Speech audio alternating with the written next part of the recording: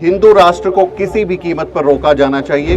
हिंदू धर्म समानता, लोकतंत्र और बंधुता के साथ मेल नहीं खाता और अगर ये देश हिंदू राष्ट्र बनता है तो ये इस देश के लिए सबसे बड़ी मुसीबत होगी, सबसे बड़ा दुर्भाग्य होगा। मैं किस धर्म को मानता हूँ, मैं किस जाति से ताल्लुक रखता हूँ, मेरा क्या लिंग है, मेरी कैसी सामाजिक हैसियत है, इन सब से ऊपर अगर कोई एक पहचान है तो वो भारतीयता की पहचान है, वो भारतवासी होने की पहचान है।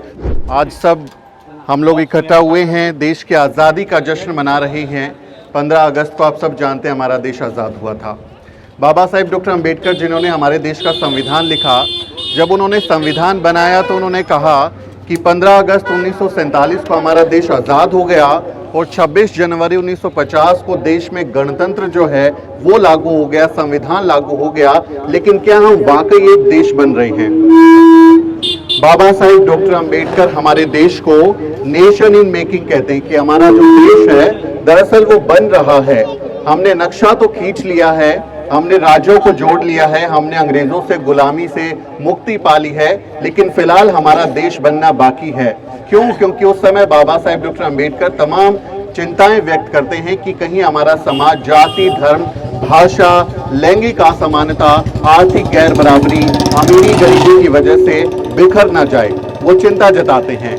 पीछे 75 साल बीत चुके हैं। 75 साल बाद जब हम देखते हैं कि हमारा देश, हमारे देश का संविधान कहाँ पहुंचा है तो बहुत खुशी होती है कि 75 साल में हमारा देश काफ़ी तरक्की किया है। हमने बहुत सारी चीज़ें हासिल की हैं। जिन चिंताओं को हमारे राष्ट्र निर्माता व्यक्त कर रहे थे, हम उनसे आज भी लड़ रहे हैं। चाहे वो धर्म का सवाल हो, चाहे वो जाति का सवाल हो, और वो तमाम जो चुनौतियां हैं वो आज भी हमारे सामने खड़ी हुई हैं। बाबा साहेब डॉक्टर अंबेडकर जब अपनी किताब लिखते हैं पाकिस्तान और द पार्टीशन ऑफ इंडिया, उसमें बाबा साहेब डॉक्टर अंबेडकर एक बात कहते हैं कि हिंदू राष्ट्र को किसी भी कीमत पर रोका जाना चाहिए, क्योंकि हिंदू कुछ भी कहें, हिंदू धर्म समानता, लोकतंत्र और बंधुता के साथ मेल नहीं खाता और अगर ये देश हिंदू राष्ट्र बनता है तो ये इस देश के लिए सबसे बड़ी मुसीबत होगी, सबसे बड़ा दुर्भाग्य होगा।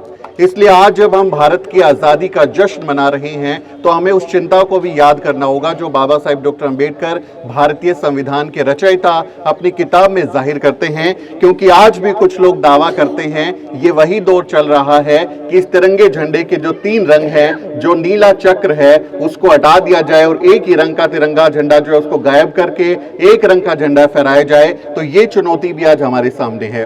बाबा साहेब डॉक्टर अंबेडकर कहते हैं, हम सबसे पहले और सबसे आखिर में भारतीय हैं। हमारी जो पहचान है वो सिर्फ भारतीयता की पहचान है।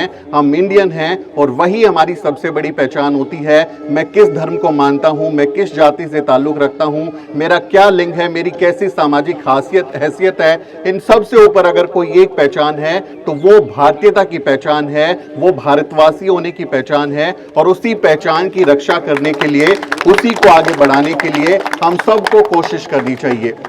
दुनिया में आज बड़े बड़े कार्यक्रम हो रहे हैं, तमाम लोग झंडारोहण कर रहे हैं, लेकिन संगम विहार के इस कॉलोनी में खड़े होकर ये झंडारोहण का साक्षी होना, इसमें शामिल होना मेरे लिए भी गर्व की बात है। क्योंकि असल भारत आप और मेरे जैसे मोहल्ले के जो निवासी हैं, जो गांव के लोग हैं, ऐसी बस्तियों के लोग हैं, वही असली भारत है, वही इस देश की आत्मा है। वहीं पर हम लोगों को संवैधानिक अधिकारों को पहुंचाने और उनकी तकलीफों को दूर करने की जरूरत है। इसलिए आपके बीच आना मेरे लिए भी गर्व की बात है।